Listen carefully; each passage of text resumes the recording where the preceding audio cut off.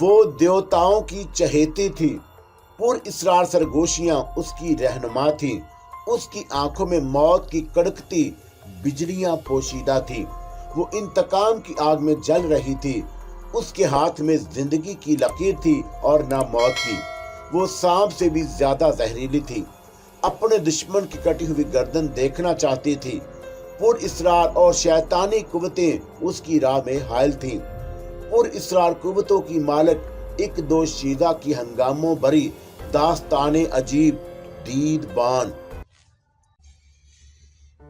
خوش آمدید آتون دیوی، تیرے قدموں کی برکتوں سے ہمیشہ یہ پہاڑ آباد رہیں، وہ سب بلند آواز میں کہہ رہے تھے، اور مجھے یہ سمجھنے میں دیر نہ لگی کہ میری ہاں آمد سے قبل میری دیوی ہونے کی خبر وہاں پہنچ چکی تھی، اور اسی وقت مجھے حسیف کے کہے ہوئے الفاظ یاد آئے جب وہ مجھے یہاں سے آتش فشاں پہاڑ کے اندر لے جا رہا تھا، تو اس نے کہا تھا کہ تیرے ساتھی مقدس مشروب پی کر ہوش و حواس میں نہیں ہیں، اور جب میں تجھے ساتھ لے کر یہاں لوٹوں گا تو انہیں ہوش میں لے آؤں گا۔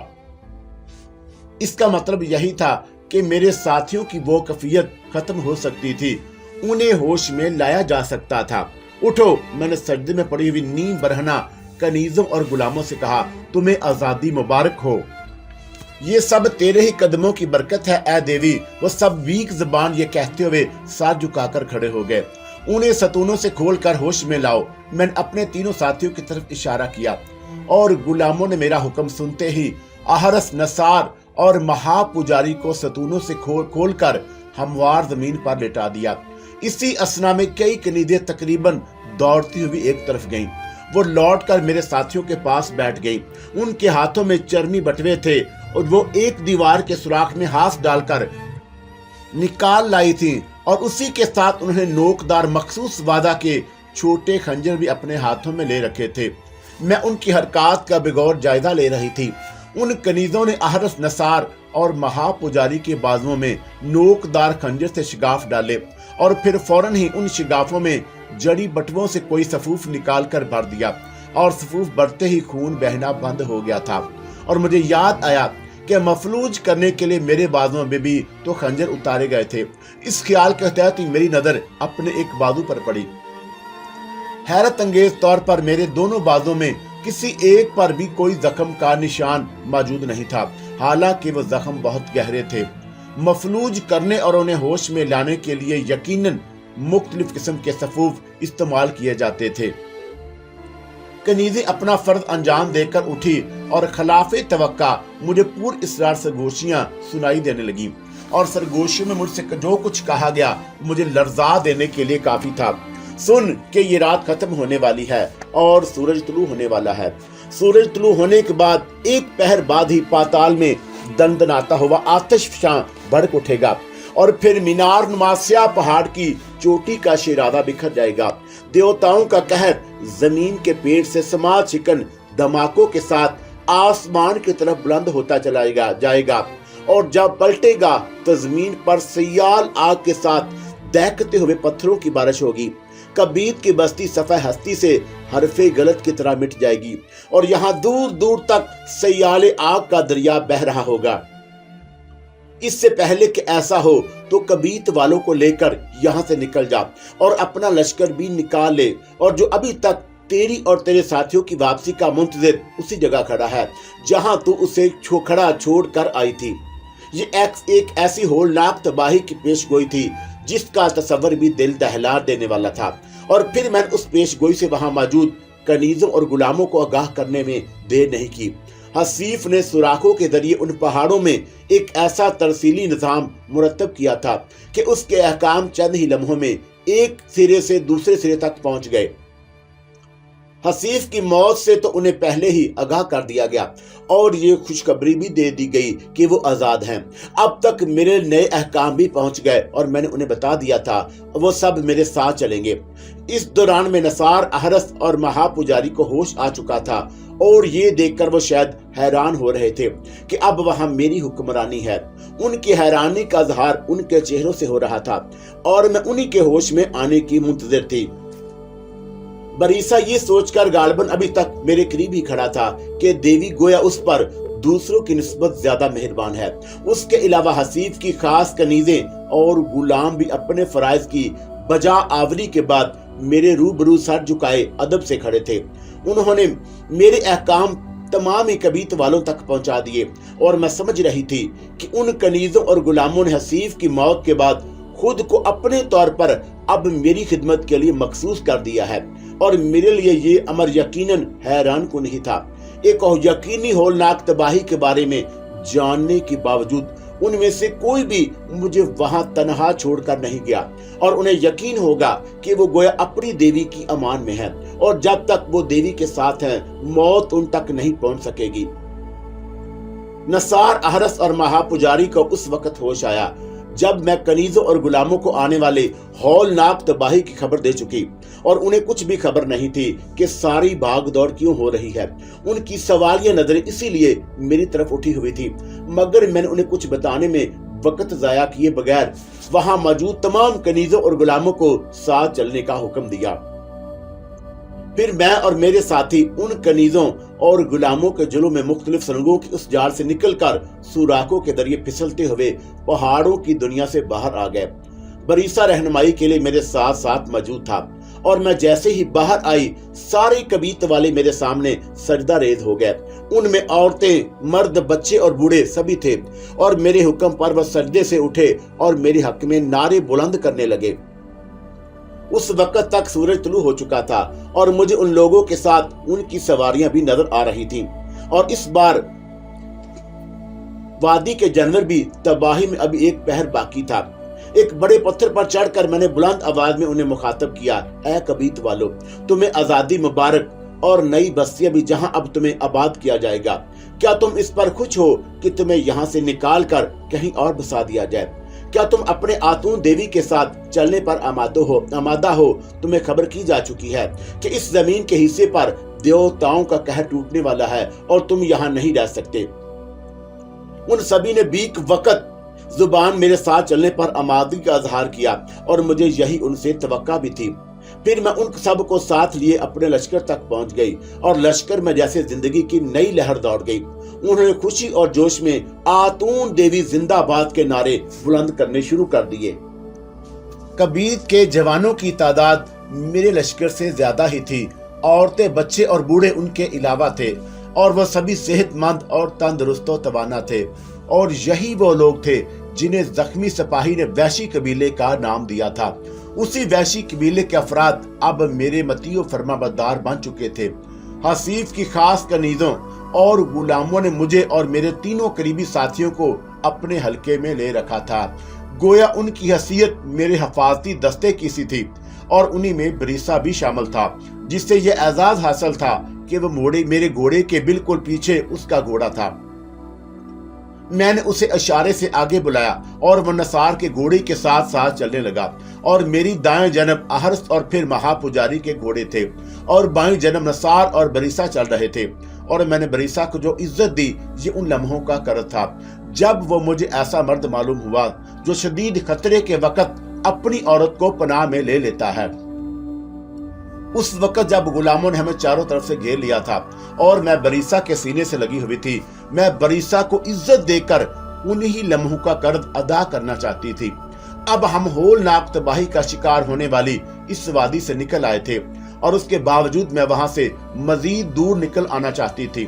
اگر ہمارے ساتھ برادری کے جانور نہ ہوتے تو شاید ہم مزید تیز رفتاری سے اپنا سفر جاری رکھتے۔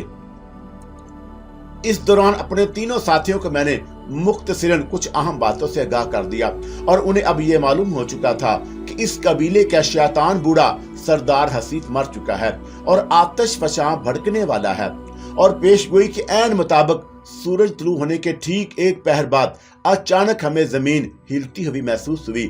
لشکر کو روک دیا گیا، اور عقب سے زبردست دھماکے سنائی دے رہے تھے۔ آتش فشاں پھٹ پڑا۔ پہاڑوں کے اندر آباد وہ دنیا نیست و نابود ہو چکی تھی جسے شیطانی قوتیں رکھنے والے ایک بوڑھے نے اپنی حکمرانی کا مرکز بنایا تھا۔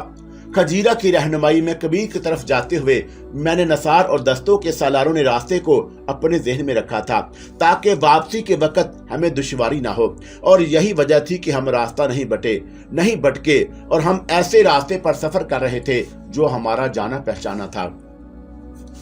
दोपहर को हमने तकरीबन उसी जगह पड़ाव डाला जहां जाते हुए ठहरे थे, और हस्बे दस्तूर हमारे लिए खैमा लगा दिया गया।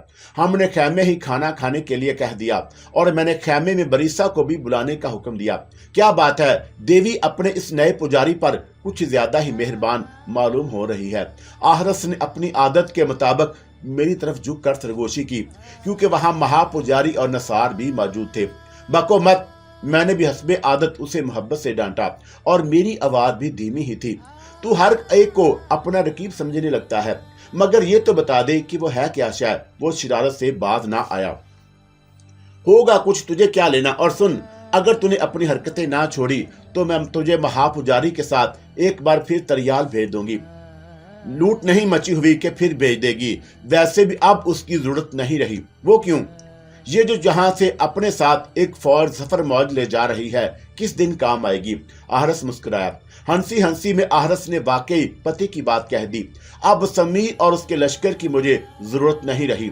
कबीत वालों की वजह से मेरी अफरादी कुव्वत में यकीनन खासा इजाफा हो चुका था और अब सियान से टक्कर ली जा सकती थी।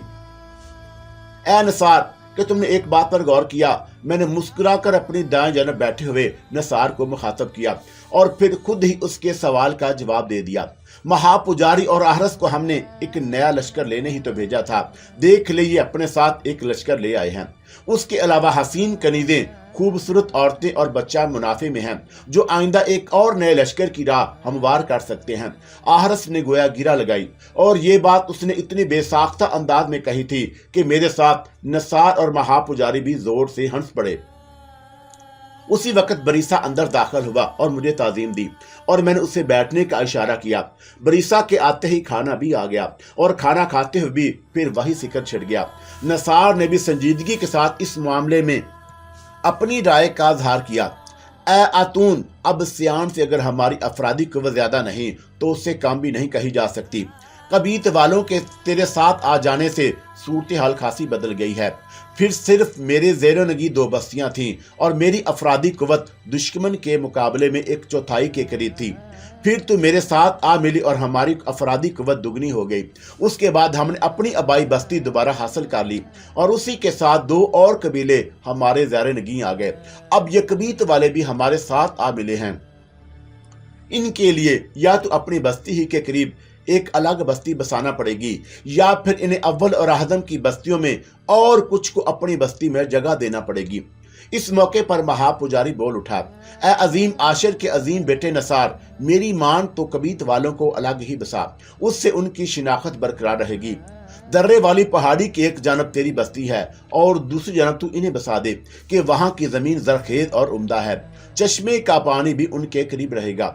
ऐ महापुजारी, मैंने भी अपनी तजवीज़ पेश की, क्योंकि उन लोगों को बसाने के लिए एक बहुत उम्दा जगह मेरे जहन में महफूज थी, और ये लोग क्योंकि पहाड़ों में रहने के आदी हैं, इन्हें क्यों न इस जगह उस पहाड़ी सिलसिले में बसा दिया जाए जो आशिर की बस्ती से सिर्फ निस्फ पहर के फासले पर है और जहां पलट कर तूने पनाह ली थी।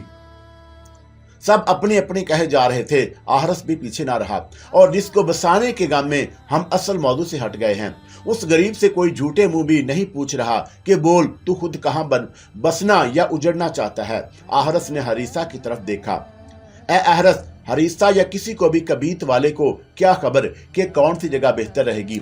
ये फैसला तो खुद हमें ही को करना पड़ेगा। हाँ, ये मुमकिन है कि कबीले के कुछ बुजुर्गों को वो दोनों जगह दिखा दी जाएं जो हमारे नजदीक उनके बसने के लिए बेहतर है। महापुजारी की इस तजवीज़ से तो मुझे पूरा इत्तेफाक था, और उन्हें अलग ही बसाया जाए, बांटा ना जाए। दूसरी बात मेरे जहन में यह है कि उन्हें आशिर की बस्ती ही के कहीं करीब बसाया जाए, और वो जगह दर्रे वाली पहाड़ी की दूसरी तरफ भी हो सकती है, और पहाड़ी सिलसिला भी। दोनों मकामात मरकजी बस्ती से करीब हैं, और मेरी मुराद आशिर की बस्ती से है। मेरी बात से महापुजारी और नसार दोनों ही ने इत्तेफाक किया। रहा आहरस, तो उसका कुछ कहना ना कहना बराबर ही था। वो किसी भी मामले में काम ही संजीदा होता, अलबत्ता फिक्रेबाजी और शरारत का कोई मौका नहीं छोड़ता था। और मैंने महसूस किया कि अब उसकी खुश मसाजी फिर वापस आ गई थी। शायद उसकी वजह यह थी कि अब उसे मुझ से बिछड़ जाने का खतरा नहीं रहा था।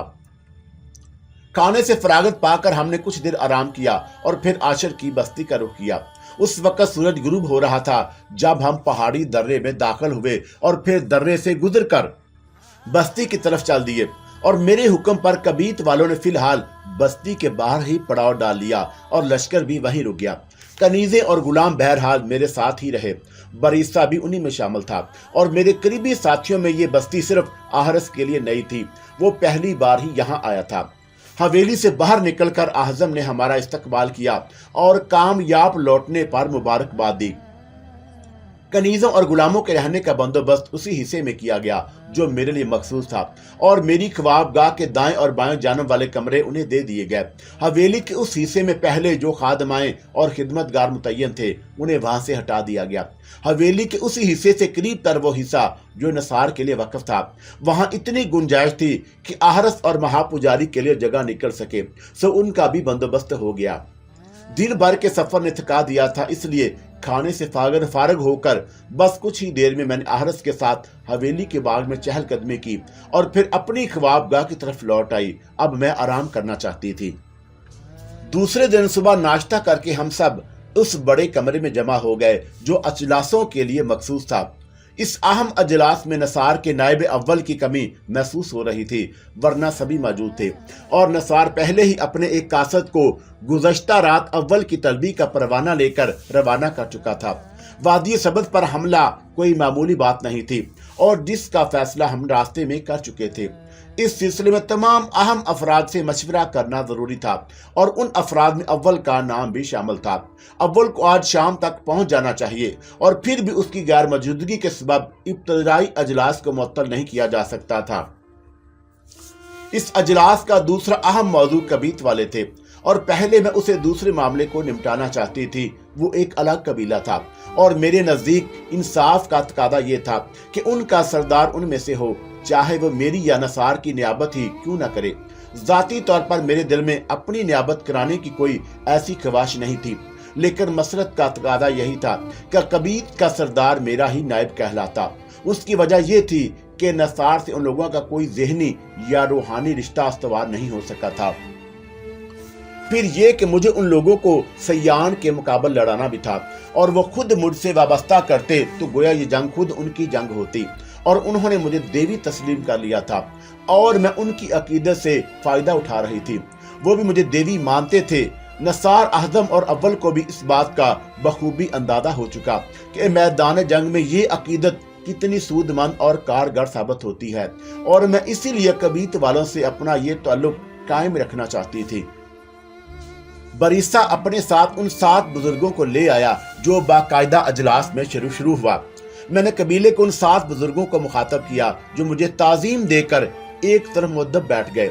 ए कबीत के बुजुर्गों, तुम्हें खबर है कि तुम्हें यहाँ बसाने का वादा करके अपने साथ लाई हूँ, सो मैंने तुम्हारे लिए ये फैसला किया है कि तुम्हें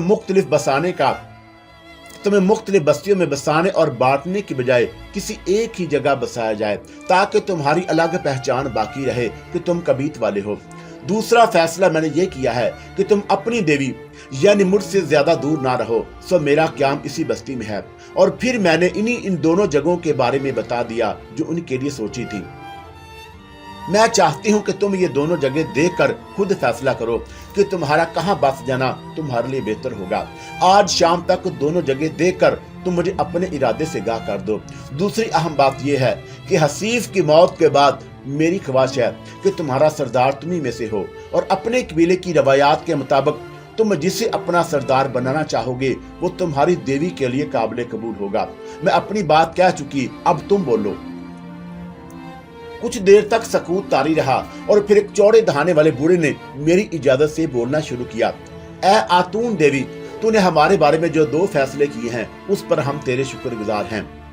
तेरा हुक्म होगा तो हम तजवीज करदा दोनों जगह देख कर आएंगे, मगर सदियों से हम पहाड़ों के करीब रहते बसते आए हैं और पहाड़ों से उतरकर जब भी हमने मैदानों का रुख किया तो हमें मैदान रास नहीं आए।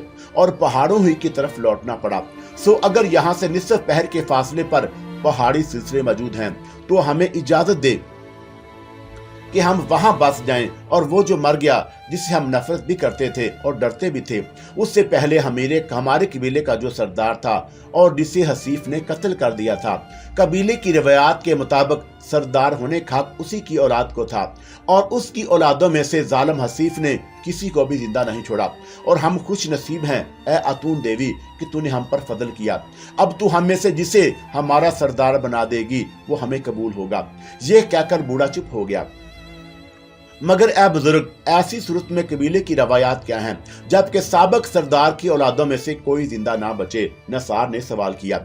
तो फिर बस्ती के बूढ़े अपने जवानों में से किसी एक का इंतखाब कर लेते हैं, बूढ़े ने जवाब दिया।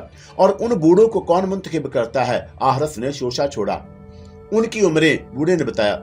जिसकी जितनी ज्यादा उम्र होती है वो उतना ही ज्यादा काबिल एहतराम समझा जाता है। और उम्रों के एतबार से 7 बूढ़ों को कबीले वाले मुंतखब कर लेते हैं, वो जो जवानों में से किसी को भी कबीले की सरदारी के लिए चुन लें। आहरस मेरे करीब ही बैठा था। इस मौका पर उसने सरगोशी की। ए आतून, बूढ़े यकीनन काबिले एहतराम होते हैं, मगर अक्सर बूढ़े सठिया भी तो जाते हैं। उन बूढ़ों के हाथ में जवानों की किस्मत ना दे ए अतून, जवान तुझे दुआएं देंगे। तू चुप बैठ, मैंने आहिस्ता से झिड़क दिया, इस तरह के वह बुरा भी ना माने। वैसे अजलास के दौरान में आहरस का यूं मुझसे सरगोशियां करना कुछ बेहतर नहीं था, मगर मुझे मालूम था कि वो अपनी आदत से मजबूर है। इससे अरसे में वो 7 बूढ़े आपस में कुछ सलाह मशवरा करते रहे और फिर उन 7 ने ही मुझसे बीक ज़बान अल्तजा की कि वो खुद में ही उनमें से किसी को सरदार मुंतखब कर दूं। तो देवताओं की चहेती है ए अतून, आखिर वही चौड़े दहाने वाला बूढ़ा। सो ए अतून देवी, तुझसे बेहतर देवताओं की मर्जी से कौन वाकिफ हो सकता है? देवता हमें जानते हैं और तू देवताओं को जानती है। हम अपना फैसला तुझी पर छोड़ते हैं। उन्होंने मुझे बड़ी मुश्किल में डाल दिया। देवी की हैसियत से भला मैं उनके सामने किस तरह ये एतराफ कर लेती कि बरीसा के सिवा तो किसी और नौजवान का उनमें से नाम भी नहीं जानती। उसी के साथ ये भी हकीकत थी कि मैं उन लोगों के जज्बात अकीदत को भी मजरूह करना नहीं चाहती। तो फिर मैंने उसी का नाम ले दिया जिसका कर्ज मुझ पर वाजिब था, और ये बरीसा ही था। बरीसा भी वहीं मौजूद था और वह शुक्रगुजारी के हजार में अपनी जगह से उठा और मेरे सामने सजदा रेज हो गया। उसी मौका पर मुझे सामर बहुत याद आया। मैं उसका कर्ज नहीं उतार सकी थी जिसने उन पहाड़ों में मुझे सबसे पहले पनाह दी।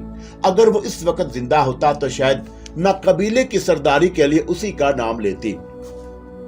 उठ ए बरीसा, कि मैंने बरीसा के सर पर हाथ रखा। देवता तुझे सही फैसले करने वाली अकल दें और तू किसी के साथ जुल्म ना इंसाफी ना करे। और फिर उन 7 बूढ़ों ने रिवायत के मुताबिक बरीसा का दाएं हाथ बारी बारी थाम कर बोसा दिया। ये गोया उसे सरदार तस्लीम कर लेने का एतराफ था। अब ए बरीसा, तू अपनी बस्ती के उन बुजुर्गों को लेकर यहाँ से निस्फ पहर के फासले पर मौजूद पहाड़ी सिलसिलों को देखा और वापस आकर मुझे बता कि तेरे कबीले के बुजुर्गों ने क्या फैसला किया। दर्रे वाली पहाड़ी की दूसरी जानब जो जमीन है वो भी देख ले। और फिर मैंने हुक्म दिया कि उन लोगों की रहनुमाई के लिए 2 सिपाहियों को साथ भेज दिया जाए। बरीसा अपने कबीले के बूढ़ों को लेकर वहां से चला गया तो नसार ने गुफ्तगू शुरू की जो वादी सबत पर हमला करने के मुताल्लिक थी। ए आतून, नसार ने मुझे मुखातब किया, वादी सबत के आसपास जो मुख्तलिफ कबाइल आबाद हैं जिन्हें सयान ने जबरदस्ती अपने ज़ैर नगीब बना रखा है, हमें वादी सबत पर हमला करने से पहले उनके पास अपने सफीर भेजना चाहिए। वो छोटे छोटे से कबीले हैं जिनमें सयान ने अपने नायब मुकर्रर कर रखे हैं और वहाब का हशर देखने के बाद यकीनन वो भी सभी खौफजदा होंगे। हम उन कबीलों को उस बुनियाद पर अमान देने का वादा कर सकते हैं कि वो सयान के साथ हमारी मतवक्का जंग में गैर जानबदार रहें। और इसके बावजूद उन्होंने वक़्त पड़ने पर सयान का साथ दिया तो आहरस ने पहली बार गोया संजीदगा बात की। आहरस, मौजूदा सूरत हाल में भी वो सयान ही का साथ देंगे। नसार बोला, ये तो हमारी एक कोशिश है कि उनमें से कुछ कबीलों को गैर जानबदार रहने पर आमादा कर लें। उसके बावजूद हम ऐसी जंगे हिकमती अमली तरतीब देंगे कि उनकी बदअहदी से कोई फर्क ना पड़े।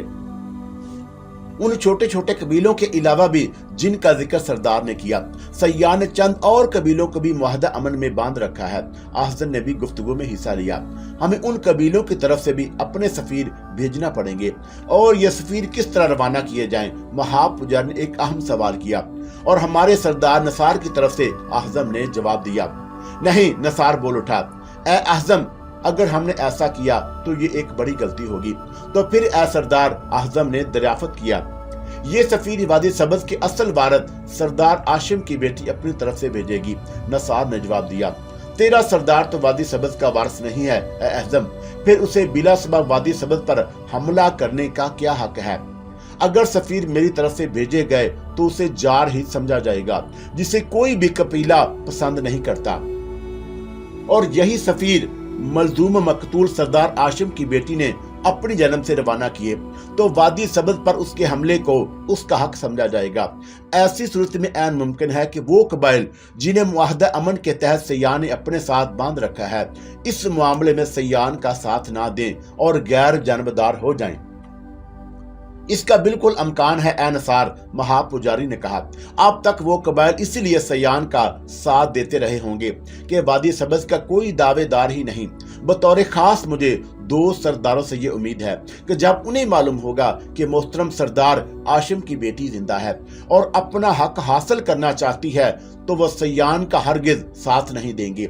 एक तो सरदार शाही और दूसरा सरदार मौसर। तो फिर ए महापुजारी, क्या ये बेहतर ना होगा कि खुद तू ही सरदार शाही और सरदार मौसर की तरफ मेरा सफीर बनकर जाए? मैं बोली, इन सफारती कोशिशों के नतीजे में क्या सयान उससे बाखबर नहीं हो जाएगा कि तू जिंदा है और उससे अपना हक हासिल करने यहाँ तक आ पहुंची है? आहरस बोल उठा, अब तक तो इस बात को राज ही में रखा गया कि तू दरअसल सरदार आशिम की बेटी माबला है। हाँ ए मेरे भाई आहरस, तू ठीक कहता है, लेकिन अब इस राज को राज रखने की जरूरत नहीं रही। अब तो हमारी तवील जदोजहद का आखिरी महला है ए आहरस, महापुजारी बोला। अब तो हमें मामला को सामने लाना ही पड़ेगा। और ए मेरी बच्ची, महापुजारी मुझसे मुखातब हुआ, मैं तेरा सफीर बनकर सरदार शाही और सरदार मौसर की तरफ जरूर जाऊंगा। अजलास जारी रहा और वादी सबज पर हमला करने से पहले मुख्तलिफ तजावीज़ और मुमकिन मकदामात के फैसले होते रहे और मैं भी उस गुफ्तगू में हिस्सा लेती रही। मगर बार बार मुझे जाने क्यों सयान के परवरदा बूढ़े साहर ज़ईम का ख्याल आता रहा। सयान उस बूढ़े साहर के जरिए मुझ पर एक मरतबा हमला करा चुका था। इस वक्त उसे यह मालूम नहीं था कि मैं कौन हूँ, वरना बकौल नसार के वो मुझे अगवा करने के बजाय कत्ल कराने की कोशिश करता। और मौजूदा सूरत हाल ने कुछ ऐसा रुख इख्तियार कर लिया था कि अब मेरी असल शख्सियत सामने आने वाली थी। यकीनन इन सफारती कोशिशों के बाद सयान को हकीकत का इल्म हो जाता। मैं ये सोच ही रही थी क्या फिर सयान खामोश बैठा रह सकेगा? क्या वो मुझ पर पहले से भी ज्यादा भरपूर हमला नहीं कराएगा? क्या वो मुझे किसी भी तरह कत्ल कराने के लिए अपनी पूरी कुव्वत सिर्फ नहीं कर देगा? और क्या वो इस सिलसिले में बूढ़े साहर सईम से मदद हासिल नहीं करेगा? और ये वो सवालात थे जो इस अजलास के दौरान मेरे जहन को परेशान करते रहे। और मौजूदा मामले की नोयत ऐसी थी कि मैं नसार के सिवा उस पर किसी और से गुफ्तगू नहीं कर सकती थी। अजलास खत्म हो गया तो मैंने उसी लिए नसार से कहा कि तू मेरे साथ चल, और मेरी आवाज धीमी थी क्योंकि पीछे आहरस भी आ रहा था और मैं नसार की खिलवत में गुफ्तगू करना चाहती थी। मेरा जहन इस वक्त इतना उलझा हुआ था कि मैंने ये ख्याल भी ना किया कि आहरस आसानी से मेरा पीछा नहीं छोड़ेगा। जब मैं नसार को साथ लिए हुए अपने कमरे की तरफ जाने वाली राहदारी में मुड़ने लगी तो आहरस भी उधर ही मुड़ा। उस वक्त मुझे अपनी गलती का एहसास हुआ। ए नसार, तू जा, मुझे आहरस की वजह से मजबूरन कहना पड़ा, मैं तेरे पास आ जाऊंगी। नसार ने मुझे अजीब सी नजरों से देखा और फिर आहरस पर निगाह डालते हुए बोला, ठीक है, मैं तेरा इंतजार करूंगा। और मैंने खुद ही अजलास खत्म होने के बाद नसार से अपने साथ चलने को कहा और फिर खुद ही उससे जाने को कह दिया। नसार की अजीब सी नजरों का यही मतलब हो सकता था।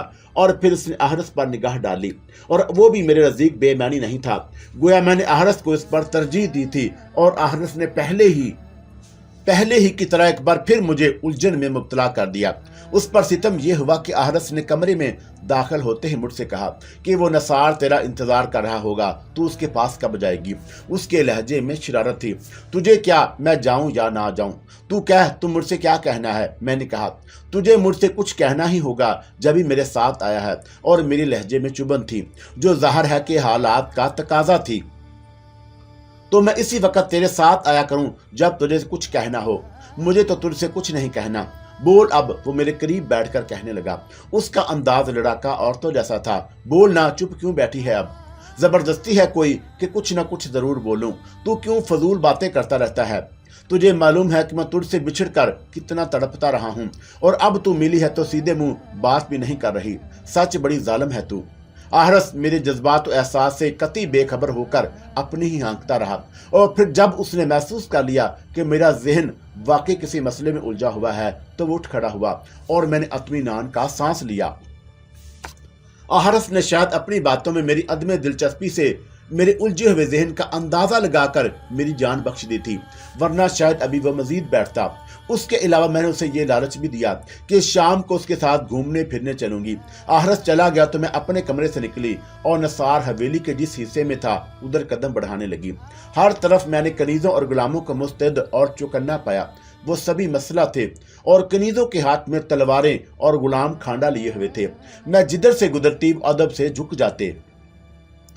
नसार के कमरे की तरफ बढ़ते हुए मैंने उन्हीं कनीजों और गुलामों के बारे में सोच रही थी। बरीसा अब कबीत वालों का सरदार मुंतखब हो चुका। उन कनीजों और गुलामों को रखने का हक उसे था, मुझे नहीं।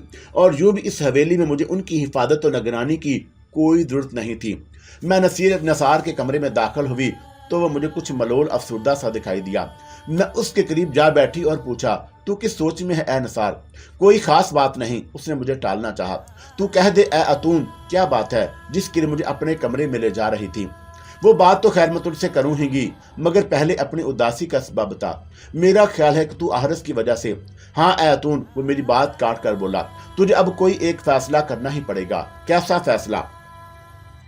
ये कि तू मुझे पसंद करती है या आहरस को मुझ पर तरजीह देती है। नसार के दिल की बात उसकी जुबान पर आ ही गई और ये अंदाजा मैंने लगा लिया कि वो ऐसे ही कोई बात करेगा। अब उस बारी सी आवाज में कह रहा था, यकीन कर ए अतुन, अगर फैसला मेरे हक में ना भी हुआ तो मैं तुमसे कोई गिलवा नहीं करूंगा। तू मुझे अपना वफादार और जानसार ही पाएगी। ए नसार, तू गलतफहमी का शिकार हो गया। ऐसी कोई बात नहीं, मैंने आहरस को तुझ पर तरजीह नहीं दी। दरअसल मुझे तुझसे जो बात करना थी वो तुझी से ही की जा सकती थी। मैं उसे समझाने लगी कि तेरे और मेरे सिवा गुफ्तगू के दौरान में किसी और को नहीं होना चाहिए था। मैंने अजलास के बाद इसीलिए तुझसे अपने साथ चलने को कहा था, मगर जब आहरस भी मेरे साथ साथ चला आया तो मजबूरन मुझे कहना पड़ा कि मैं खुद तेरे पास आ जाऊंगी। और मैं तुझे पहले भी बता चुकी हूँ कि वो बचपन से ही मेरे साथ बेतकल्लफ है, तो उसकी आदत भी जानता है। देख नसार, आहरस तो आहरस है, मैं वो बात महापुजारी की मौजूदगी में भी नहीं कर सकती। आखिर ऐसी क्या बात है आतून? नसार चौंक कर बोला। पहले ये बता कि तेरा दिल साफ हुआ या नहीं। अगर ऐसा है तो फिर मैं तुझसे शर्मिंदा हूँ। इसके लहजे में सच्चाई झलक रही थी। शायद उसे यह एहसास हो गया कि उसे मैंने आहरस और महापुजारी दोनों ही पर तरजीह दे दी थी। मैं उसे यही एहसास दिलाना भी चाहती थी जिसमें मुझे कामयाबी हुई। वो बात जो आहरस और महापुजारी से भी नहीं की जा सकती, गालबन अब तुझे उससे यह एहसास हो गया होगा। तुझे खबर है ए नसार कि हमारा दुश्मन सयान एक बार मुझ पर हमला करा चुका है। मैं असल मौजू पर आ गई और फिर वो सब कुछ कह दिया जो सोचा था। नसार सोच में पड़ गया और फिर उसने कुछ देर बाद कहा, फिर तो ये गलत होगा कि यहाँ तेरी मौजूदगी का राज अफशा हो। अगर कबाइल की तरफ सवीर ना भेजे जाएं तो यहाँ मेरी मौजूदगी राज रह सकती है। मैंने अपनी राय का आधार किया। दुश्मन को अगर लाइल्मी में शिकार किया जाए तो मेरे नजदीक बेहतर है। रही जारहीद की बात, तो दुश्मन पर गालिब आ जाने के बाद कबाइल की यह गलतफहमी दूर हो जाएगी। जब उन्हें यह मालूम होगा कि वो वादी सबब पर हमला करने वाली मजलूम सरदार आशम की बेटी थी तो वह मेरे हमनवाब बन जाएंगे। नसार ने मेरी राय से इत्तेफाक किया और बोला, अभी तेरे मामले में राजदारी ही मुनासिब है। दुश्मन को अपनी तरफ से चौकन्ना करना हमारे हक में बेहतर नहीं। आज शाम तक अव्वल भी आ जाएगा और फिर हम अजलास करेंगे। उस अजलास में हम अपनी नई हिकमत अमली का इजहार कर सकते हैं। उस मामले में महापुजारी को मुतमिन करना भी जरूरी है। उस गुफ्तगू के बाद नसार के पास से मैं उठ आई और अपने कमरे में आकर कबीत के कनीजों और गुलामों को तलब कर लिया। सुनो, तुम्हारे कबीले का नया सरदार मुंतखब हो चुका है और मैंने उन्हें मुखातब किया। मेरी मर्जी है कि अब तुम उसकी खिदमत करो और मेरी बजाय अब तुमसे खिदमत लेने का हक उसको है। और फिर मैंने उन्हें बरेसा के नाम से आगाह कर दिया। बरेसा, नया सरदार, कई हैरतज़दा आवाजें एक साथ सुनाई दी। उन्हें यकीनन मेरी बात पर ताज्जुब हुआ था। हाँ वही, मैं बोली, उसे मैंने ही तुम्हारी सरदारी का अहल करार दिया है। उसी वक्त एक खूबसूरत और नादक अंदाम कनीज आगे बढ़कर मेरे सामने सजदा रेज हो गई। मैं हैरत से उसे देखने लगी और फिर उसे उठने का हुक्म दिया। मुझे उसके चेहरे पर खौफ नजर आ रहा था। बोल, क्या बात है, तू क्या चाहती है? मैंने उस कनीज से कहा। ऐ आतून देवी, मैं तुझसे इल्तिजा करती हूँ कि मुझे अपने कदमों से जुदा ना कर, कि फिर मैं जिंदा नहीं रह सकूंगी। कनीज खौफजदा अंदाज में बोली। आखिर क्यों? तू क्यों जिंदा नहीं रह सकेगी? तेरे दिल में जो कुछ भी है साफ साफ कह दे। मैं कबीत के नए सरदार बरीसा की गुनहगार हूँ। वो मुझे जिंदा नहीं छोड़ेगा और वो मेरी ही तरह उसे भी कैद किया गया था। कनीज ने इंकशाफ किया। अच्छा, वो तू है? मैंने तवील सांस लिया। वही जिसने बरीसा पर यह इल्जाम लगाया था कि वो तुझे वर्दा अपने साथ बगा ले जाना चाहता है। हाँ आतून देवी, मैं वही हूँ। कनीज ने एतराफ किया। वो वाकई इतनी ही खूबसूरत थी कि कोई भी मर्द उसकी आरज़ू कर सके। बता, क्या इस इल्जाम में सदाकत थी? बरीसा ने क्या तुझे साबक सरदार हसीफ के खिलाफ रगलाया था? मैंने पूछा। उसे वरगलाना नहीं कहा जा सकता देवी, खुद मेरी भी यही मर्जी थी, मगर मैंने अपनी जान के खौफ से सिर्फ बरीसा पर इल्जाम लगा दिया। हसीफ को जाने कैसे हमारे इरादों का इल्म हो गया था, कनीज ने मुझे बताया। तेरे बयान से जाहिर होता है कि खुद भी बरीसा को चाहती है, मैंने तस्दीक तलब अंदाज में कहा। यह सच है आतून देवी कि मैं उसे चाहती हूँ और अब भी चाहती हूँ, मगर शायद अब वो सरदार बन जाने के बाद मेरी चाहत पर यकीन ना करे और मुझे कत्ल करा दे। तुझे पहले भी अपनी जान का खौफ था, तूने बरीसा की चाहत से इनकार कर दिया और आज भी तू जान जाने के खौफ में मुब्तला है। क्या यही खौफ तुझे बरीसा की चाहत के किरार पर मजबूर नहीं कर रहा? मैंने उससे सवाल किया। वो कनीज यकीनन इस मंजिल तक नहीं पहुंची थी जहां मोहब्बत में जान जाने की परवाह नहीं की जाती, और ये वही थी जिसकी वजह से बरीसा ने किसी भी औरत पर एतमाद करना छोड़ दिया था। उसके बावजूद वो मुझे मजलूम ही नजर आई। शायद उसकी वजह यह हो कि वो बहरहाल एक औरत थी, कमजोर औरत, और हर औरत इतनी दलेर या बहादुर भी नहीं होती कि मौत की आंखों में आंखें डाल सके। मेरे सवाल पर जब उसने नजरें उठाई तो उसकी आंखों में बेबसी थी। फिर इससे पहले कि मैं कुछ कहती वो बोल उठी। मुझे मेरे सवाल का जवाब मिल गया। मैं तुझसे ये वादा नहीं करती कि बरीसा मेरे कहने पर तुझे कबूल कर लेगा। मैं किसी पर भी जबर की कायल नहीं हूँ। हाँ, ये कह सकती हूँ कि तेरे साथ जुल्म नहीं होगा, तुझे कत्ल नहीं किया जाएगा। तू अगर औरत पर बरीसा का एतमाद बेहाल कर सकी तो मुझे खुशी होगी। ऐ देवी, मैं तेरा शुक्र बजा लाती हूँ कि तूने मुझे जीने का हक दिया। वो घुटनों के बल मेरे सामने झुक गई और मैं अपने किए पर पशेमान हूँ। मैं नए सरदार बरीसा के सामने भी झुककर उससे अपने कसूर की माफी मांग लूंगी और तेरा जो हुक्म है उसे पूरे करने की कोशिश करूंगी। अब तुम सब जाओ, बरीसा जब आएगा तो मैं तुम्हें उसके हवाले कर दूंगी, मैंने कहा। और शाम से पहले बरीसा मुझसे मिलने आया और मुझे ताज़ीम देकर बोला, आतून देवी, तूने मुझे जो हुक्म दिया है मैंने उस पर अमल किया। बस्ती कबीत के 7 बुजुर्गों को दोनों जगह दिखा दी हैं और खुद भी देख ली, और बुजुर्गों का फैसला पहाड़ों के हक में है। तो फिर अपनी बस्ती वालों को लेकर वहीं बस जा और तुझे मेरी तरफ से इजाजत है। यह कहकर मैंने कनीजों और गुलामों के बारे में उससे बात की। आतून देवी, तू उन्हें अपनी खिदमत में रखती तो अच्छा था, लेकिन तेरा हुक्म है तो मैं उन्हें अपने साथ ले जाता हूँ। वो सर झुकाकर कहने लगा, उनमें वो कनीज भी है जिसने तुझसे धोखा दिया था, उसी की वजह से तुझे कैद में भी डाला गया था। तू उसके साथ क्या सलूक करेगा? अगर तूने मुझे मेरे लोगों का सरदार ना बनाया होता तो ऐ आतून देवी, तो शायद मैं उससे इंतकाम लेता, लेकिन अब मैं उसे माफ कर दूंगा। तेरे फैसले पर मुझे खुशी हुई बरीसा कि तूने सरदार बन जाने के बाद पहला ही फैसला दुरुस्त किया, और मैंने ये कर उन कनीजों और गुलामों को तलब कर लिया और उन्हें बरीसा के हवाले कर दिया। मज़कूरा कनीज ने बरीसा का दामन पकड़कर उससे माफी मांगी और मैं तुझे पहले ही माफ कर चुका हूँ। बरीसा ने अजहारे माफी के तौर पर कनीज के सर पर हाथ रख दिया और फिर मेरी इजाजत पाकर बरीसा उन कनीजों और गुलामों को लेकर चला गया। उनकी जगह खादमों और खादमाओं ने ले ली। फिर मैं थोड़ी ही देर बाद आहरस को साथ लिए हुए हवेली से निकली और मेरे हुक्म पर खादम पहले ही 2 घोड़े लिए वहां मौजूद था। 2 घोड़ों की आखिर ऐसी क्या जरूरत थी, एक ही घोड़ा काफी था, अहरस ने आहिस्ता से कहा। मैं उसकी बात सुनी अनसुनी करके एक घोड़े पर सवार हो गई। बस्ती का एक चक्कर लगाकर मैंने दर्रे का रुख किया और कुछ देर चश्मे के किनारे बैठकर पुरानी यादें ताजा करने लगी। ये तो किधर जा रही है, अहरस ने बुलंद आवाज में कहा, क्योंकि उसका घोड़ा मुझसे जरा पीछे था। ये रास्ता तो शायद बस्ती से बाहर जाता है। बस चला आ, मैंने मुड़कर जवाब दिया। जहां ले जा रही हूँ वो जगह तुझे अच्छी लगेगी। दर्रे से गुजरकर मैं चश्मे के किनारे आकर बैठ गई। दोनों घोड़ों को हमने एक पत्थर से बांध दिया। उस वक्त सूरज गुरूब होने वाला था और वाकई ये जगह तो बहुत खूबसूरत है, तूने गलत नहीं कहा था।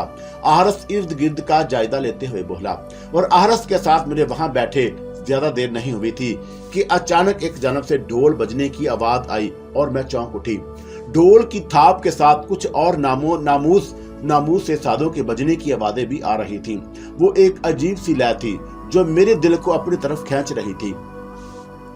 अहरस, तूने कुछ सुना? मैंने अहरस को मुखातब किया और मुखालफ से मैं देखने लगी जिधर से वो आवाजें आती सुनाई दे रही थी। क्या? अहरस हैरान सा होकर बोला।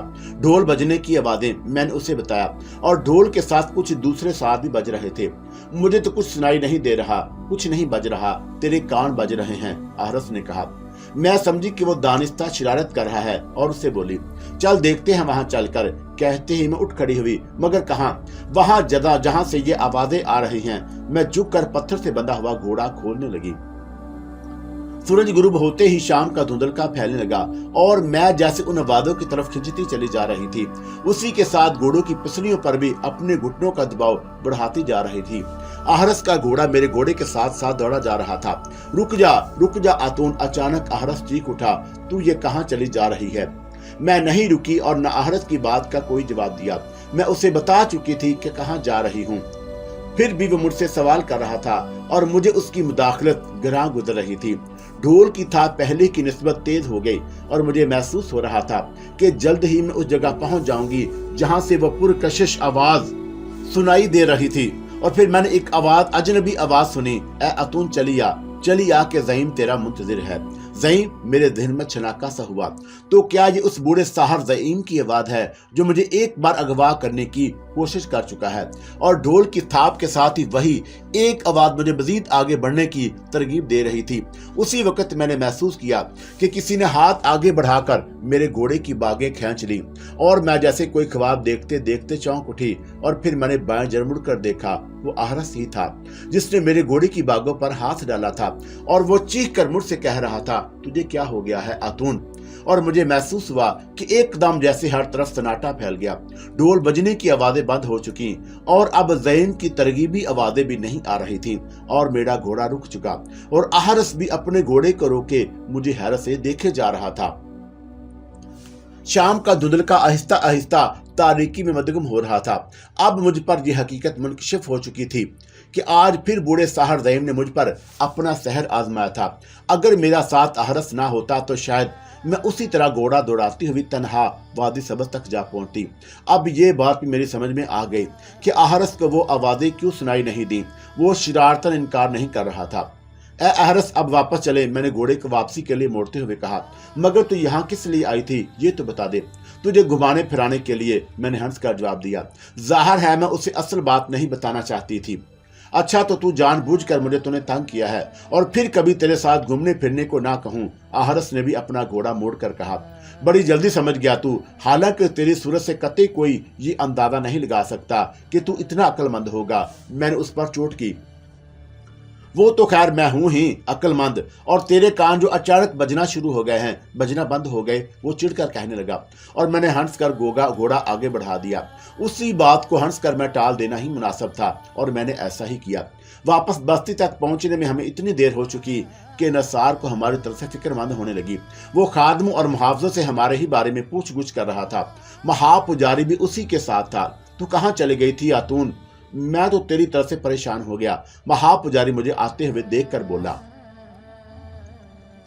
ऐ महापुजारी, थोड़ा सा मेरे लिए भी परेशान हो जाता तो तेरा भला क्या बिगड़ता। मेरे कुछ कहने से पहले ही आहरस बोल उठा, और मैं तो भी तो इसी के साथ था। हाँ मेरे बच्चे, मैं तुम दोनों ही के लिए फिक्रमंद था। तू मेरे गैर तो नहीं है, अजदर के बेटे, महापुजारी ने शफकत से कहा। अहरस यहाँ इस बस्ती में पहली बार आया है और ये घूमने फिरने को कह रहा था। मैं उसे चश्मे के किनारे ले गई थी। मगर आतून, मुहाफिज तो तुझे वहां तक जाकर भी देख आए हैं। नसार बोला, तू उन्हें वहां नहीं मिली। सच्ची बात बता दूं आतून, आहरस ने मुझे शरारत भरी नजरों से देखा। क्यों फजूल बातें कर रहा है? मैंने उसे झिड़का। ऐ महापुजारी, दरअसल इसके कान बजने लगे हैं और ये चश्मे के किनारे बैठे बैठे एकदम उठ खड़ी हुई। मुड़ से कह रही थी कि चल वहां चलते हैं जहां ढोल बज रहा है। हालांकि वहां दूर दूर तक मुझे कोई ऐसी आवाज सुनाई नहीं दे रही थी। आहरस महापुजारी उस तरह कह रहा था जैसे बच्चे अपने बुजुर्गों से एक दूसरे की शिकायत करते हैं। बस इसने घोड़ा दौड़ाना शुरू कर दिया और मैं तो डर ही गया कि पता नहीं इसे क्या हो गया। मैं चीख चीख कर उसे रुकने को कह रहा था मगर ये कुछ सुन ही नहीं रही थी। फिर अगर मैं इसके घोड़े की लगाम खींचकर जबरदस्ती से रोक ना लेता तो ये बस्ती तरियाल पहुंच कर ही दम लेती। मैं इसे बात थोड़ा सा तंग कर रही थी महापुजारी, मैं हंस कर बोली, और ये शाम से मेरे कान खा रहा था कि चल घूमने फिरने। महापुजारी के लिए आहरस की और मेरी नोक झोंक कोई नई बात नहीं थी, इसलिए वह मुतमिन नजर आया। मगर नसार के चेहरे पर मुझे बेअतमिनानी सी झलकती दिखाई दी। मालूम हुआ कि अव्वल इस दौरान में आ चुका है और कुछ देर बाद रात के खाने पर उससे मुलाकात हुई। हम सब ने एक ही साथ खाना खाया था। खाना खाने के बाद मुझे मौका मिल गया कि नसार से खिलवत में बात कर सकती। मैं उसे साथ लिए हुए चहलकदमी के बहाने हवेली के बाग में आ गई।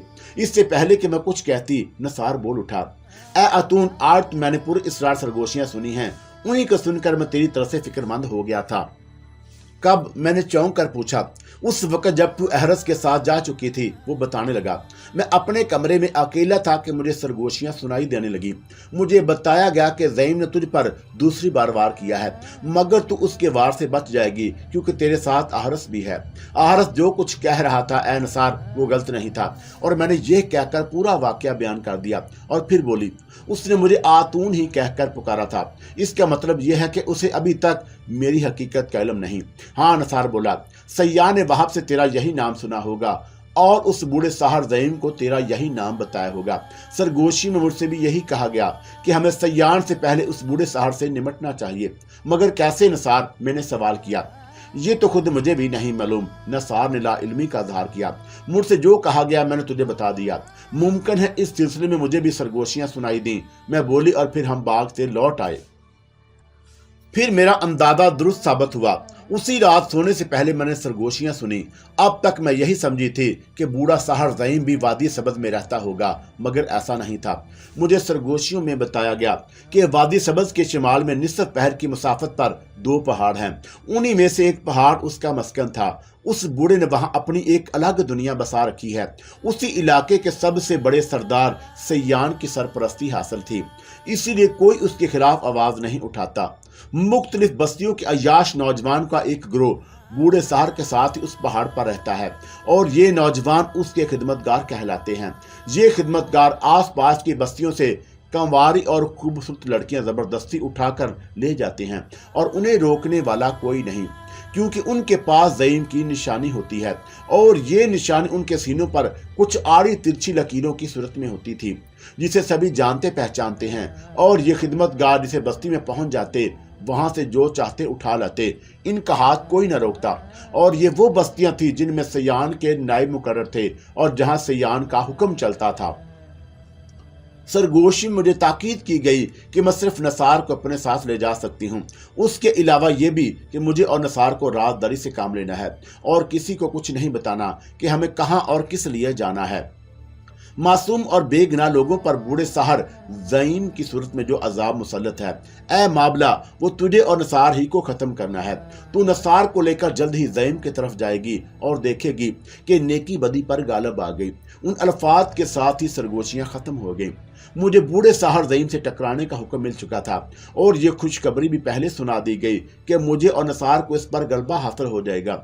बदी पर नेकी के गालब आ जाने का मैं यही मतलब समझी थी।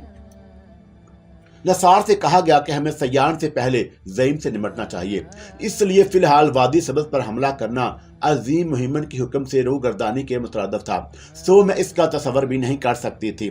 ये भी उसी रात का वाक़या है कि सोते सोते अचानक मेरी आंख खुल गई और मुझे एक बार फिर वही सहर अंगेज मौसीकी सुनाई दी। उसी के साथ ज़ईम की तरगीबी आवाज़ें भी आने लगी। अब उस मौसीकी का राज मुझ पर खुल चुका था। नहीं, मैं बड़बड़ाई, ये मेरी समाज का फरेब है, मुझे कुछ भी सुनाई नहीं दे रहा। उसी के साथ ढोल बजने की आवाज बंद हो गई, गोया सहर टूट गया। मैं दोबारा सो गई। उसके बाद मुझे वो मौसीकी सुनाई नहीं दी और ना ज़ईम की आवाज आई। दूसरे दिन सुबह हस्बे मामूल अजलास हुआ। अब उस अजलास में अव्वल भी शरीक था। अजलास में 6 अफराद शामिल थे, मैं भी उन्हीं में 6 में थी और बात मैंने ही शुरू की। मेरा ख्याल है कि हम कुछ जल्दबाजी से काम ले रहे हैं, अभी सियान पर आखिरी ज़रब लगाने का वक्त नहीं आया। ये कहकर मैंने ताईद तलब अंदाज में नसार की तरफ देखा। कल से अब तक इस पर मैंने बहुत गौर किया और खुला ये कि हमने कल जो फैसले किए थे, जिन इक़दामात के बारे में मिलकर सोचा था, वो मुनासिब नहीं है। नसार ने मोहताज अंदाज में मेरी तायद की। हम इस तरह अपने दुश्मन को कबल अज वक़्त चौकन्ना कर देंगे। ऐ मेरे भाई नसार, तू कल कुछ और कह रहा था, मगर आज उसी कहे से इनकारी है। आहरस ने नसार की नकल उतारी। कोई सबब इसका? आहरस, मुझे गैर संजीदा ही मालूम हो रहा था। तेरी ये तजवीज़ थी कि सफारतें भेजी जाएं और मैं बोला कि इस तरह ये राज खुल जाएगा कि दरअसल आतून ही सरदार आशिम की बेटी मामला है। तो मुझसे कहा गया कि अब इस राज को राज रखने की जरूरत नहीं रही। महाब पुजार ने तो मामला का सफीर बनकर सरदार शाही और सार मौसर की तरफ जाने के लिए रखते सफर भी शायद बांध लिया होगा। उसके बारे में भी तो सोच। ऐ मेरे भाई नसार, तेरे सवाल का जवाब नसार पहले ही दे चुका है कि यूं दुश्मन चुकन्ना हो जाएगा। मैं बोल उठी, और सुन अहरस, ऐसे मामलात में कोई बात हरफे आखिर नहीं होती। आपस में सलाही मशवरे इसीलिए किए जाते हैं कि बेहतर से बेहतर कोई राह निकल सके, और गौर व फिक्र भी जरूरी है और इसमें वक्त लगता है। फौरी तौर पर बगैर सोचे समझे कोई फैसला कर लेना और फिर उसी पर कायम रहना दानिशमंदी नहीं है। धड़का तो मुझे भी था। ऐ मेरी बच्ची, महापुजारी चौंक कर बोला, तेरा राज फाश करना तेरे लिए नए खतरात को जन्म दे सकता है। उस पर मैंने भी गौर किया, मगर फिर ये सोचा कि जंगी मामलात में नसार को ज्यादा तजर्बा है। जब वो इस तरह से खतरा जाहिर नहीं कर रहा तो मेरा इस मामले में कुछ कहना अबस है। अब अगर नसार कहता है कि दुश्मन को चौकन्ना नहीं करना चाहिए तो मेरी राय उसके हक में है। अव्वल क्योंकि गुज़श्ता रोज के अजलास में मौजूद नहीं था, इसलिए वो चुप रहा। अलबत्ता नसार का दूसरा नायब आज़म बोला, ऐ सरदार नाजार, क्या मुख्तलिफ कबीलों की तायद और हमायत हासिल करना अब जरूरी नहीं रहा जो हमने कल सोचा था? अव्वल तो आज़म, यह जरूरी नहीं कि हम अपनी इसी कोशिश में कामयाब हो जाएं। दूसरी बात ये कि सुन के अपनी जंग खुद लड़ना पड़ती है, कोई किसी दूसरे की आग में नहीं कूदता। नसार बोला, और हमारे लिए बेहतर यह है कि हम अचानक दुश्मन पर जा पड़े और उसे संभलने का मौका ना दें। कबीलों की तायद हासिल करना और उस गर्ज से कि उनके पास अपने सफीर भेजने का मतलब दुश्मन को चौकन्ना करना ही होगा। अगर इससे पहले ये इल्म हो गया कि दर हकीकत उसके मुकाबले पर मजलूम मकतूल सरदार आशिम की बेटी मामला है, तो वो फिर हमें हमला करने में पहल का मौका नहीं देगा। तेरी और अव्वल की बस्तियां यहाँ से काफी फासले पर हैं और हम दूर दूर हैं, और सयान के साथ ये सूरत नहीं। जिन बस्तियों में उसका नायब मुकर्रर है वो करीब करीब हैं। उसकी निस्बत हमें यकजा होने में ज्यादा वक्त लगेगा, और मैंने इसलिए ये कहा कि वह हमले में पहल करेगा ताकि हम यकजा न हो सकें। अव्वल भी गालबन बड़ी हद तक मामले की नोयत को समझ गया। उसने भी यही कहा कि यकजा होकर दुश्मन पर अचानक हमला किया जाए। उस रोज भी अजलास खत्म हो जाने के बाद मुझे खिलवत में नसार से गुफ्तगू करनी पड़ी, मगर मैंने जल्दबाजी से गुरेज किया। मैं खुद आहरस और महापुजारी को अपने साथ उठा कर ले गई ताकि गुज़श्ता रोज की सी सूरत हाल पैदा ना हो जाए। अभी मैंने कमरे में कदम रखा ही था कि बरीसा के आने की खबर मिली। मालूम हुआ कि वो तनहा नहीं है, उसके साथ कुछ और लोग भी हैं, और मैंने उन्हें बुलवा लिया। बरीसा के साथ साथ बूढ़ों के अलावा कबीले के कुछ और सरकर्दा अफराद भी थे। उन सब ने मुझे ताजीम दी और दो जानू होकर अदब से सर झुकाकर बैठ गए। ऐ आतून देवी, हमें खैर बरकत की दुआ दे कि हम पहाड़ों में बसने जा रहे हैं। बरीसा ने कहा, जाओ ऐ कबीत वालों, देवता तुम्हारी हिफाजत करें, और जब मैं तुम्हें पुकारूं तो तुम दौड़ते हुए आओ। मैं बोली, नए ठिकाने तुम्हें रास आए। वो सब बारी बारी मुझे ताजीम देकर उल्टे कदमों चले गए। ए आतून, कभी कभी तो मैं भी ये सब कुछ देखकर सोचने लगता हूँ कि कहीं तू वाकई कोई देवी तो नहीं। आहरस कबीर वालों को जाते ही बोल उठा। ऐसे वक्त मुझे ख्याल आता है कि काश मैं भी कोई छोटा मोटा देवता होता। तो बन जा देवता, तुझे किसने रोका है? मैंने मुस्कुराकर कहा। देवताओं ही ने एक रोज मुझे मना कर दिया था कि ये घाटे का सौदा है। उसी दिन से यह ख्याल मैंने अपने दिमाग से निकाल दिया। आरस कुछ देर इसी तरह की बेसरोपा बातें करके महापुजारी के साथ उठकर चला गया और मैंने एक खादम को भेजकर नसार को अपने कमरे में ही बुलवा लिया। गुज़श्ता रात मुझे जो सरगोशियां सुनाई दी, मैंने उसे उनके बारे में बताना शुरू किया। वो पूरी तवज्जो और इन्हमाक से मेरी बातें सुनता रहा और मैंने बात खत्म की तो वो कुछ देर सोचने के बाद बोला, ऐसी सूरत में तो फिलहाल अज़म को मजीद यहाँ रुकना पड़ेगा, मगर तू इसे कहे कि क्या कहाँ जा रहा है। मैंने सवाल किया। कोई तो बहाना करना पड़ेगा। हाँ, वो बहाना सोचना पड़ेगा कि क्या हो। फिर तेरा भी मामला है, तू आहरस और महापुजारी से क्या कहेगी? यही कि मैं तेरे साथ जा रही हूँ, मैंने बड़े इत्मीनान से जवाब दिया, क्योंकि पहले ही इस मसले का एक हल सोच चुकी हूँ और मैं कहाँ जा रहा हूँ ये भी तुझे बताना पड़ेगा। नसार मुस्कुराकर बोला, तू अव्वल के साथ जा रहा है? मैंने कहा। किस लिए? उसने पूछा। मतवक्का जंग की तैयारियों का जायजा लेने के लिए, और चंद रोज वहां रुककर हम अपनी मंजिल की तरफ रवाना हो जाएंगे। मैं इन्हीं बेसरोपा बातों में गुम थी कि मुहाफिज दस्ते के सलार ने आकर एक तशवीशनाक इतला दी। उस इतला के मुताबिक बस्ती के अतराफ में कुछ मुश्तबा अफराद की नकलो हरकत महसूस की गई। उनका ताकुब किया गया तो उस पहाड़ी सिलसिले की तरफ भाग गए जहां आज ही कबीत वालों को बसाया गया था, और मैं खुद नसार के साथ एक बार वहां जा चुकी थी। वहां किसी को तलाश कर लेना आसान नहीं था। कौन लोग हो सकते हैं ये? नसार का अंदाज खुद कलामी सा था और फिर वो सलार से मुखातब हुआ, तू जा, मैं देखता हूँ। मुहाफिज दस्ते का सलार चला गया तो मैं बोली, मेरा ख्याल है कि ए नसार के कबीत वालों को इसकी खबर कर दी जाए। वो खुद ही उन मुश्तबा अफराद को ढूंढ निकालेंगे। उनकी शिनाख्त यूं भी आसान हो जाएगी कि जाहिर है वो कबीत वालों में से नहीं होंगे। तू कहती है तो ठीक है आतून, मगर नसार अपनी बात अधूरी छोड़कर कुछ सोचने लगा और फिर खुद ही बोला, मगर वो तो खुद अजनबी है। अभी वो लाख अजनबी सही, मगर पहाड़ों से उनकी बड़ी पुरानी शनासाई है। वो पहाड़ों के कीड़े हैं। मुझे तो यकीन है कि अजनबी होने के बावजूद वो मुश्तबा अफराद का सुराग लगा लेंगे। मैंने अपनी बात पर जोर दिया। नसार ने मेरा मशवरा कबूल कर लिया और फिर इस सिलसिले में जरूरी हुक्म जारी कर दिया। उसने कबीत के सरदार बरीसा को मेरी तरफ से पैगाम भेजा, जो जाहिर है कि बरीसा के लिए हुक्म ही का दर्जा रखता था। अचानक पुरइसरार सरगोशी उभरी और मैं चौंक उठी। ऐ माबला, वो मुश्तबा अफराद बूढ़े साहर ज़ईम के खिदमतगार हैं। वो कबीत वालों के हाथ नहीं आएंगे कि बहुत गाग हैं। तू नसार को अपने साथ लेकर जा और उनको तीनों को पकड़ ला। खजीरा तेरी रहनुमाई करेगी उस गाड़ तक जहां वो छुप कर बैठे हैं, और वो तेरी ही ताक में यहाँ आए हैं कि तुझ पर अब तक साहर का कोई सहरगर कारगर क्यों नहीं हो सका। सरगोशी मालूम हो गई तो मैंने नसार की तरफ सवालिया नजरों से देखा और मेरा ख्याल था कि नसार ने भी मेरी ही तरह पुरइसरार सरगोशियां सुन ली होंगी। क्या हुआ आतून, क्या तुम मुझसे कुछ कहना या पूछना चाहती है? नसार मुझसे मुखातब हुआ। ऐ नसार, क्या तूने सरगोशियां नहीं सुनी? मैं हैरान होकर बोली। नहीं आतून, मुझे तो कुछ सुनाई नहीं दिया, उसने जवाब दिया। मैं और नसार एक ही जगह बैठे थे और दोनों ही वो सरगोशियां सुनने की अहलियत रखते थे, मगर नसार ने कुछ भी नहीं सुना और मेरे लिए ये बात हैरान कुन थी। उससे मैंने यही नतीजा अखज़ किया कि शायद नसार ने निस्बत मुझ में वो सरगोशियां सुनने की अहलियत ज्यादा है। अगर तूने कुछ नहीं सुना ऐ नसार तो फिर उठ। मेरे कहने पर वो उठ खड़ा हुआ और बोला, मगर चलना कहाँ है आतून? उन्हीं पहाड़ों की तरफ ऐ नसार, जहां जाकर मुश्तबा अफराद रूपोश हो गए हैं, मैंने बताया।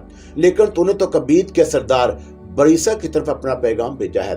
तेरा ख्याल ठीक है नसार, कबीत वाले उन्हें तलाश नहीं कर सकेंगे। और फिर मैं नसार को सरगोशियों से मैंने आगाह कर दिया। उसने कहा कि अभी खजीरा तो नहीं आई, और फिर तू किस लिए उठ खड़ी हुई? क्यों कि इस पहाड़ी सिलसिले तक पहुंचने के लिए भी हमें खजीरा की रहनुमाई चाहिए। तू ठीक कहती है, नसार ने इतराफ किया। वो शायद इस वक्त जाहिर होगी जब हमें उसकी रहनुमाई की जरूरत पड़ेगी, और हम दोनों राहदारी में आए ही थे कि मुखालिफ सिमत से आहरस आता दिखाई दिया। उसने हमें देखा तो लपक कर करीब आ गया और बोला, मैं तुझे तेरे कमरे में देखने गया था, वहां तू नहीं थी। नसार ही के पास होगी कि आज तेरा इरादा खाना खाने का नहीं है। तू खा ले अहरस, हम लौट कर आने के बाद खाएंगे। मैंने नरमी से कहा, मगर तू जा कहाँ रही है? उसने अपनी आदत के मुताबिक पूछ-गुछ शुरू कर दी।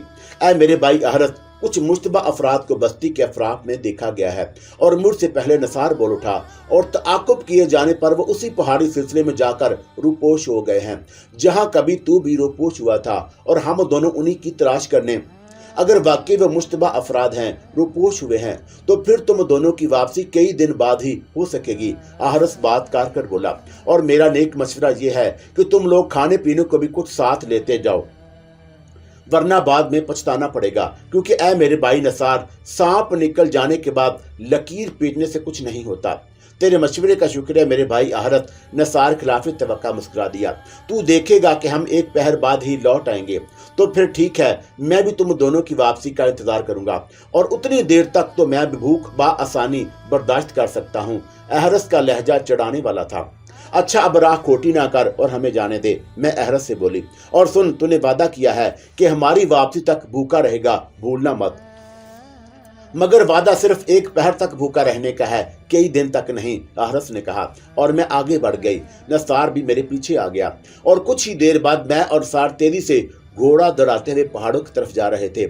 निस्फ पहर गुजरने से पहले हम उस पहाड़ी सिलसिले में दाखिल हो चुके, और वहां दाखिल होते ही मुझे एहसास हुआ कि कबीत वालों का मेरा पैगाम मिल चुका, और इधर से उधर एक बड़े दायरे में मशलें हरकत करती हुई नजर आ रही थी। अभी मेरी निगाह उन्हीं हरकत करती हुई मशलों पर जमी हुई थी कि अचानक मैंने एक आशना आवाज सुनी, ऐ मामला इधर ना जा, और मेरे साथ साथ था। ये आवाज खजीरा ही की थी, और अब मुझे उसकी खुशबू भी महसूस होने लगी। जिस तरह मुतहरक मशलें नजर आ रही थी, खजीरा की खुशबू उसकी मुखालफ सिमत से आ रही थी। मैंने इधर अपना घोड़ा मोड़ा तो नसार ने भी मेरी तकलीद की, और मेरे अंदर अंधेरे में देखने की पूरी इसरार कुव्वत बेदार हो चुकी थी। और शायद नसार के साथ भी ऐसा ही हुआ। हम इसीलिए अपने साथ मशलें लेकर नहीं चले, और मुझे तवक्का थी कि पहाड़ी सिलसिले में कदम रखते ही मैं अंधेरे में देखने की अहल हो जाऊंगी, और मेरी ये तवक्का पूरी हुई। कुछ ही फासले पर एक रोशन और मुतहरक हेयोला सा दिखाई दे रहा था। वो हेयोला खजूरा ही की था, जो चंद लम्हों बाद गायब हो गया, और सिर्फ उसकी खुशबू रहनुमाई के लिए रह गई। और नसार खजीरा की खुशबू के तौक़ में घोड़ा दौड़ाते रहे। पहाड़ों के दरमियान ये सफर ज्यादा तवील साबित नहीं हुआ। रुक जाओ, खजीरा की सरगोशी उभरी, अपने घोड़े यहीं कहीं बांध दो, वरना वो चौकन्ना हो जाएंगे। और हमने घोड़ों की लगामें खींच ली और उनसे उतर गए। मुझे दिन की रोशनी की तरह सब कुछ वादे नजर आ रहा था। ऐ नसार, क्या तुझे भी अंधेरे में सब कुछ दिखाई दे रहा है? मैंने आकर पूछ ही लिया। हाँ अतून, उसने जवाब दिया, और उसमें अजीम मुहिम्मन की कहना खजीरा की सरगोशियां भी सुन रहा हूँ, और उसकी खुशबू भी महसूस कर रहा हूँ।